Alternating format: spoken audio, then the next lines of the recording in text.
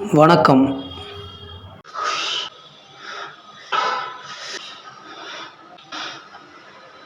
இது கோபம்,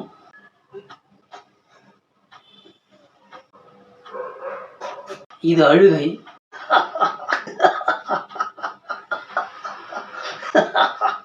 இது சிரிப்பு.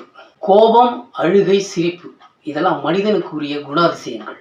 ஒரு மனுஷனுக்கு சந்தோஷம் வரும்போது சிரிக்கிறான், அவனுக்கே கஷ்டம் வரும்போது அழறான், வெறுப்பு ஏற்படும் போது கோபப்படுறான்.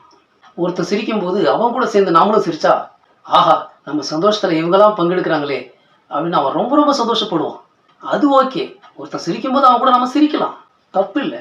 நம்ம கண்ணு முன்னால அழுதுட்டு இருக்கிறவனை பார்த்து நம்ம அதை தாங்கிக்க முடியாம அவன் கூட சேர்ந்து அழுதா பரவாயில்ல, நம்ம சோகத்திலையும் பங்கெடுத்துக்கிறதுக்கு இவங்களாம் இருக்காங்களேன்னு அவன் ரொம்ப ஆறுதல் அடையும். அதுவும் ஓகே. அழுறவங்க கூட சேர்ந்து நாம் அழுறது தப்பு இல்லை. ஆனா ஒருத்தன் கோபப்படும் போது அவன் கோபப்படுறானேன்னு அவன் கூட சேர்ந்து நாமளும் கோபம் பாராட்டினா என்ன நடக்கும்?